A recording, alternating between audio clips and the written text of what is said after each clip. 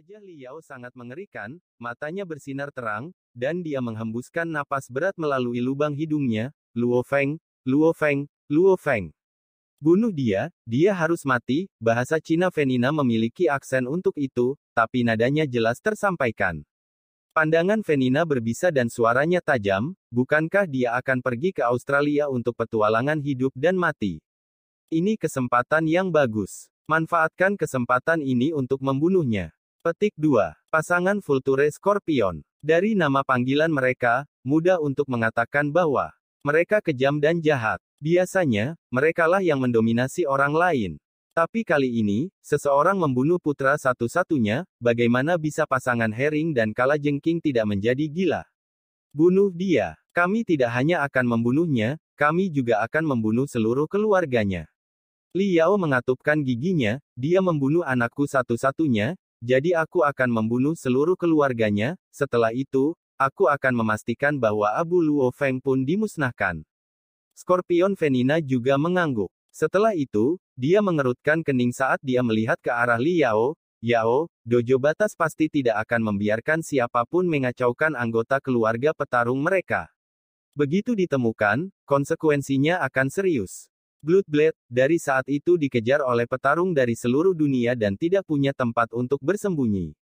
Kamu pikir aku idiot seperti Bloodblade? Liao mencemooh, cara terbaik untuk berurusan dengan orang biasa adalah dengan otoritas. Dengan jaringan informasi, tenaga kerja, dan otoritas aliansi hari, kami pasti dapat secara diam-diam menghapus keluarga Luo Feng tanpa bukti. Petik 2. Pejuang sangat kuat. Tetapi aliansi hari dan semua organisasi di dunia memiliki banyak cara untuk berurusan dengan orang biasa. Jika terjadi kesalahan, Anda harus mengambil semua tanggung jawab, cemberut Venina. Di belakangnya adalah keluarga Paulinus. Sebagai salah satu dari 9 keluarga inti aliansi SDM, mereka pasti tidak bisa melawan Dojo of Limits. Jangan khawatir, tidak ada yang salah. Bahkan jika sesuatu yang tidak terduga terjadi, mereka tidak akan dapat melacaknya kembali ke saya. Dan bahkan jika mereka berhasil melacaknya kembali ke saya akan mengambil semua tanggung jawab. Wajah Liao dingin. Setelah itu, dia melihat ke arah Venina. Venina, saya akan mempersiapkan secara pribadi untuk berangkat ke benua Australia. Dengan saya akan membawa beberapa anggota elit dan naik pesawat penumpang dari China. Bisakah kamu mengaturnya? Petik 2. Venina adalah direktur aliansi SDM di China, jadi dia memiliki kekuatan yang luar biasa. Bukan masalah besar, aku bisa membuat kalian tampak seperti regu petarung yang akan berlatih. Ketika pesawat terbang di atas benua Australia, Anda akan memiliki kesempatan untuk turun. Venina mengangguk. Saya ingin menyiapkan beberapa mesin khusus untuk saya bawa, lanjut Liao. Mesin? Apa kau berpikir? Venina menggelengkan kepalanya. Tidak mungkin. Tentara pemerintah China memiliki terlalu banyak kekuasaan. Paling-paling, saya bisa membawa kalian ke pesawat penumpang. Tidak mungkin kamu bisa membawa mesin-mesin itu. Pertama, kamu bahkan tidak bisa melewati pemeriksaan keamanan. Petik 2. Liao mengerutkan kening, dia tahu ini adalah tugas yang sulit juga. Yao, tidak mungkin jika Anda berangkat dari China, kata Venina dengan serius, mesin yang ingin Anda bawa itu benar-benar dilarang. Aliansi SDM kami di China hanya memiliki pengaruh terhadap ekonomi dan orang biasa. Oke, Yao, pertama, naik pesawat ke Eropa. Venina melanjutkan, UE adalah tempat aliansi SDM kami memiliki kekuatan paling besar. Dari sana, saya dapat mengatur pesawat penumpang yang dapat Anda naiki, pejuang elit, dan mesin khusus Anda. Aliansi SDM kami bertanggung jawab atas pemeriksaan keamanan di bandara. Oke, itulah satu-satunya cara, mengangguk Liao. China tidak seperti Uni Eropa. Tempat-tempat seperti UE dan Amerika sebagian besar adalah negara kapitalis. Keluarga tua dan berkuasa memiliki otoritas dan kekuasaan yang luar biasa di negara-negara tersebut, bahkan kandidat politik pun didukung oleh mereka. Mereka juga bertanggung jawab untuk membuat dan mengawasi senjata, penerbangan penumpang, DEL. Cina berbeda. Penerbangan penumpang, pembuatan senjata, DEL, dijalankan oleh negara. Tidak ada orang lain yang diizinkan untuk berpartisipasi. Begitu. Bahkan dengan identitas Venina, Tidak mungkin dia bisa membuat mesin khusus itu melewati pemeriksaan keamanan di Bandara China. Cara ini juga bagus. Jika saya pergi ke Eropa, saya akan dapat menemukan lebih banyak pembantu, mengangguk Liao. Juga, Venina, bantu saya memeriksa apakah ada tentara bayaran yang mau membantu. Tidak ada orang yang saya bawa ada di level wargot, jadi lihat apakah ada wargot dari kelompok tentara bayaran yang bersedia membantu. Saya akan mencoba, mengangguk Venina. Sebenarnya ada beberapa kelompok tentara bayaran. Kelompok tentara bayaran terbaik memiliki eksistensi yang melebihi level wargot dan bahkan diundang untuk ditempatkan di beberapa kota markas yang lebih lemah.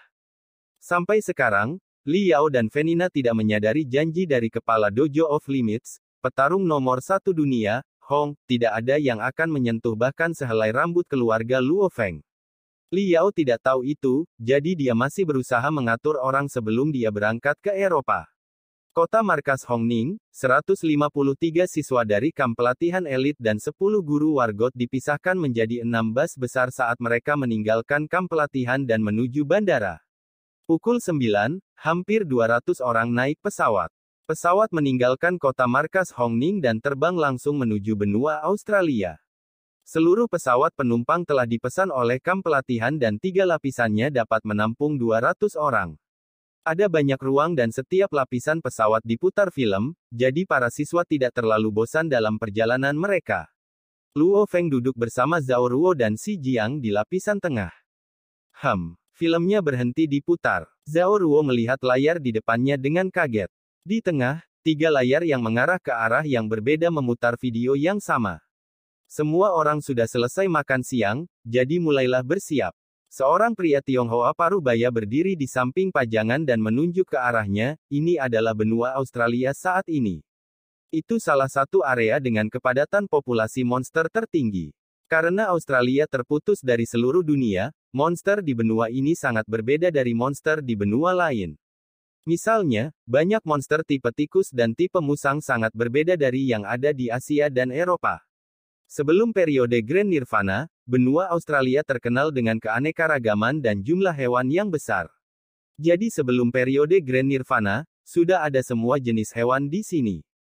Mutasi tersebut menyebabkan banyak monster mengerikan muncul. Saya yakin kalian telah melihat banyak informasi sebelum datang ke sini. Keragaman hanyalah satu bagian. Setelah itu, jumlah monster yang tinggi menyebabkan kelahiran monster level kaisar. Sampai sekarang, ini hampir kematian instan untuk Anda jika Anda bertemu monster tingkat kaisar. Jadi perlu diingat untuk menghindari tempat dengan kepadatan populasi monster yang besar.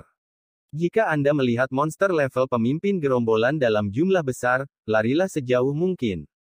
Semua siswa mendengarkan dengan cermat.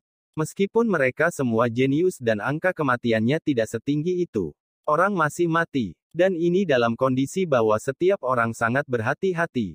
Siapapun yang meremehkan Australia, salah satu dari 3 wilayah berbahaya di dunia, akan mati.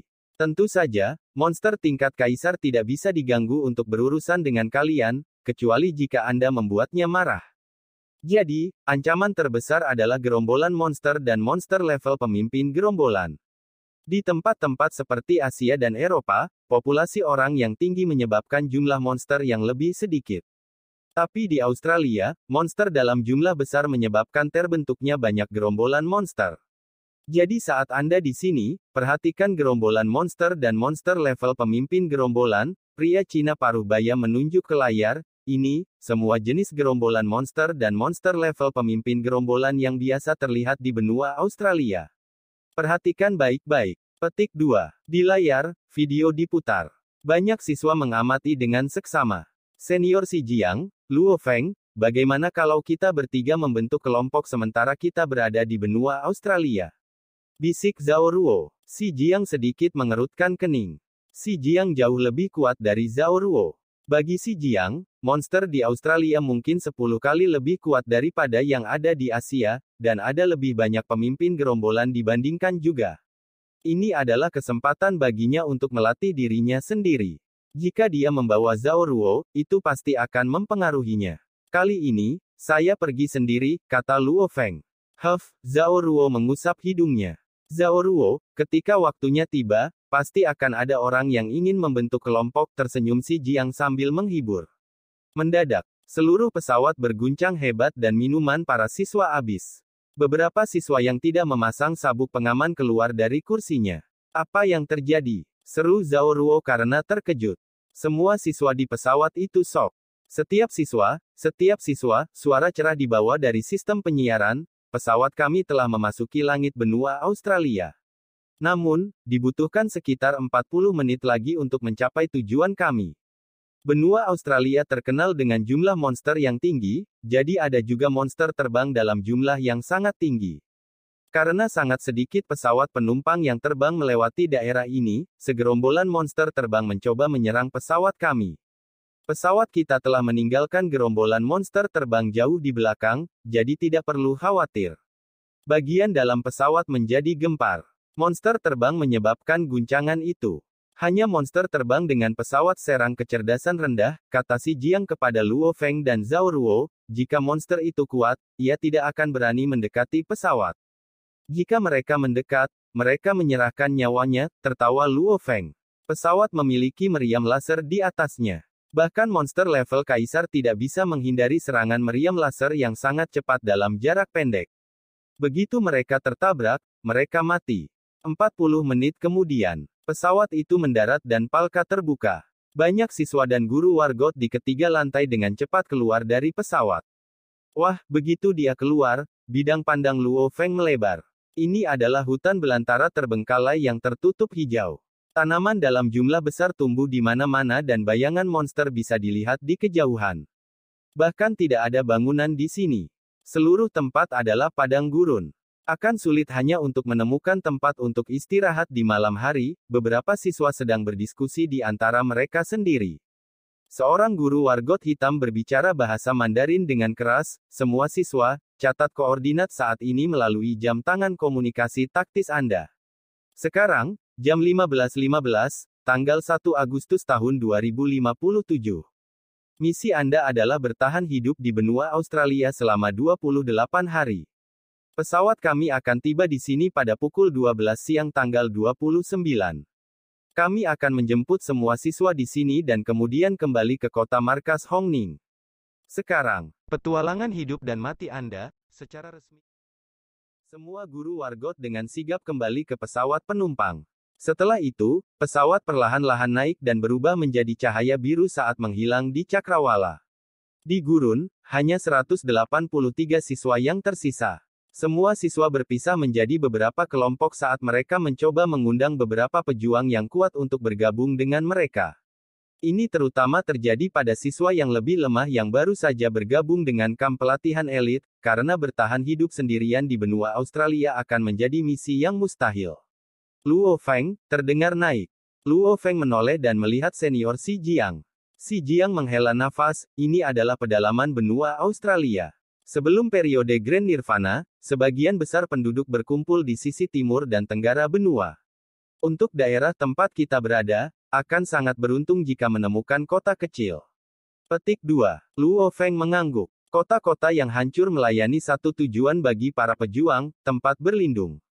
Jumlah gedung apartemen yang banyak memudahkan untuk menemukan lokasi tersembunyi untuk beristirahat.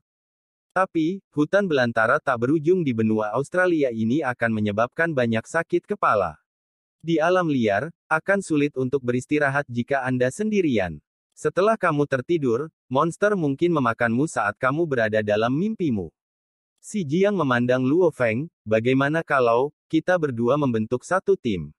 Kita bisa saling membantu dan meningkatkan peluang kita untuk bertahan hidup.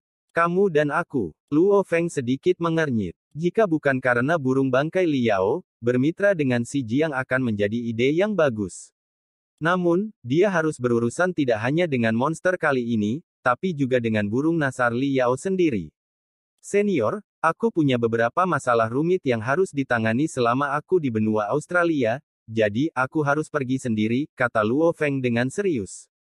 Masalah yang rumit. Si Jiang sedikit terkejut. Maaf, tapi aku tidak bisa memberitahumu sekarang. Namun, saya yakin Anda akan segera tahu, kata Luo Feng. Menyaksikan ini, Si Jiang tersenyum sambil mengangguk, dia tidak keberatan. Sebenarnya, karena Luo Feng berada di peringkat tanda pagar 40, si Jiang biasanya tidak akan mengundangnya untuk membentuk tim. Tetapi karena kepala, Hong, memuji kekuatan spiritual Luo Feng, si Jiang ingin bekerja sama dengan Luo Feng, bahkan jika mereka tidak dapat bekerja sama, dengan identitas dan kekuatan si Jiang, siswa lain akan memperebutkannya. Segera, dari 183 siswa, ada kelompok yang terdiri dari 2, 3, dan bahkan sampai 6. Ada juga 5 orang yang sendirian. Jika terjadi sesuatu, hubungi kami. Sampai jumpa dalam 28 hari. Luo Feng mengucapkan selamat tinggal kepada teman-temannya dan, dengan ransel, perisai, pedang hantu, dan 10 pisau lempar di sakunya, berjalan secara terbuka ke dalam hutan belantara yang tak pernah berakhir sendirian. Oi, Wei Tong, Luo Feng itu sendirian. Candes berdiri di samping seorang pemuda Tiongkok. Ya, kami baru saja mengundangnya, tapi dia menolak. Pemuda China bernama Wei Tong menggelengkan kepalanya saat dia tertawa. Mereka yang berani pergi sendirian di salah satu dari 3 area berbahaya biasanya adalah mereka yang sangat percaya diri dalam diri mereka sendiri. Kali ini, dari 5 yang memutuskan untuk pergi sendiri, 4 dari mereka berada di 20 besar. Adapun Luo Feng ini, identitas aslinya adalah seorang pembaca roh, jadi dia pasti cukup kuat juga. Namun, Candes menyipitkan mata saat dia melihat ke arah Luo Feng menuju. Setelah itu, dia menundukkan kepalanya dan melihat peta di jam tangan komunikasi taktisnya dan memulai konfirmasinya. Candes, saatnya pergi. Candes. 3 pemuda kulit putih dari kedua jenis kelamin berteriak. Datang, Candes mencatat arah umum kemana. Luo Feng menuju, menoleh, dan berkumpul dengan pasukannya. Mereka kemudian menuju ke jalan yang mereka putuskan sebelumnya. Suasana Australia sangat berbeda dengan China. Saat itu awal Agustus, tepatnya saat suhu China paling panas. Namun, Australia sudah berada di akhir musim dingin dan suhunya sudah sekitar 4 hingga 5 derajat. Namun, untuk Luo Feng yang telah mencapai tingkat kebugaran tubuh, wargot tingkat pemula, ia dapat tetap telanjang meskipun suhu sekitar negatif 10 derajat. Angin bertiup dan rumput membungkuk sebagai tanggapan, mengungkapkan beberapa monster herbivora. Ada monster karnivora dan herbivora, keduanya memiliki satu kesamaan, mereka sangat agresif. Suara mendesing. Sebuah gambar cepat melesat melewati monster-monster yang santai ini, gambar itu tepatnya adalah Luo Feng yang tidak ditemani. Menurut peta, ada beberapa gunung yang jaraknya 300 km. Saya akan membuat titik sementara di sana, pikir Luo Feng pada dirinya sendiri. Jika tebakan saya benar, Candes dari kamp pelatihan elit adalah penghubung ke pasangan Herring dan Kalajengking. Selama mereka tidak bodoh, siapapun dapat mengetahui bahwa Venina mungkin adalah bibi Candes. Dia mungkin akan memberitahu burung bangkai dan Kalajengking kemana aku menuju. Luo Feng menggelengkan kepalanya saat dia tertawa. Ketika dia meninggalkan siswa lain, dia dengan sengaja melakukan lingkaran besar. Jika burung pemakan bangkai Liao mengikuti petunjuk yang diberikan Candes kepadanya, dia mungkin akan membuang banyak waktu. Saya akan menyiapkan tempat sementara jadi saya punya tempat untuk beristirahat. Setelah itu, aku akan mulai berburu monster pemimpin gerombolan, pikir Luo Feng dalam hati. Mereka toh tidak menghitung poin pada Agustus ini, jadi dojo tidak akan memeriksa. Saya akan memanfaatkan kesempatan ini untuk mendapatkan uang. Bagi petarung level wargot lainnya, benua Australia adalah tempat yang sangat berbahaya. Namun, untuk Luo Feng yang mendekati kebal di level wargot lanjutan Australia, dunia monster tanpa batas, adalah atemnya. Selama dia tidak sombong dan mulai memperburuk monster level kaisar, pada dasarnya tidak ada bahaya bagi seseorang dengan tingkat kekuatan Luo Feng. Tidak mengherankan, karena petarung level wargot jarang mati di hutan belantara Tiongkok. Dan jika seseorang mati, seluruh negeri akan memberi penghormatan kepada mereka. Namun, meskipun 3 wilayah berbahaya lebih berbahaya untuk petarung level wargot biasa, sebenarnya lebih aman untuk wargot tingkat lanjut. Dan bagi Luo Feng, hampir tidak ada bahaya. Akan sulit untuk membunuh pemimpin gerombolan yang kuat. Pertama-tama saya akan menggunakan kekuatan saya sebagai petarung untuk menarik pemimpin gerombolan, dan kemudian menggunakan kekuatan spiritual saya untuk mengontrol pisau lempar saya untuk menyingkirkannya. Petik 2. Semakin banyak pemimpin gerombolan yang kubunuh, semakin banyak uang yang aku hasilkan. Pembaca roh biasanya adalah pejuang terkaya. Dan kali ini, selain berurusan dengan Liao, seluruh waktu Luo Feng akan digunakan untuk berburu para pemimpin gerombolan. Adapun monster level komandan, Luo Feng tidak bisa diganggu untuk membunuh mereka. Bagi Luo Feng, bahan monster level komandan hanya menghabiskan ruang di ranselnya. Tidak ada yang membantunya, dia hanya punya satu ransel. Suara mendesing. Suara mendesing. Gambar cepat Luo Feng bergerak maju seperti angin. Dengan kecepatan 300 meter per detik, monster di alam liar bahkan sepertinya tidak ada. Eropa, kota pusat Paris. Kota markas Paris adalah kota pusat terkaya dari 6 kota pusat di Eropa. Itu berada di pusat wilayah Le-de-France dan banyak negara kepulauan mengalami kerusakan parah selama periode Grand Nirvana, begitu banyak orang Inggris kaya yang melarikan diri dari Inggris. Orang biasa yang dapat melarikan diri dari Inggris juga memasuki kota markas Paris. Kota markas Paris, sektor kota utama. Lalu lintas padat, dengan limusin panjang yang elegan. Aku tahu. Venina menutup telepon dan melihat ke arah Li Yao tanpa daya saat dia menggelengkan kepalanya. Yao, setelah tentara bayaran mengetahui identitas Luo Feng, mereka menolak permintaan kami. Tidak mengherankan, mata Li Yao setengah tertutup saat dia duduk di sofa yang nyaman di dalam mobil. Semua tentara bayaran itu tidak akan berani mengacaukan dojo batas, dan Luo Feng sudah menjadi bagian dari dojo batas. Tidak apa-apa, saya sudah cukup puas, karena 3 wargot menerima permintaan kami menggunakan identitas pribadi mereka. Ya, Venina juga mengangguk.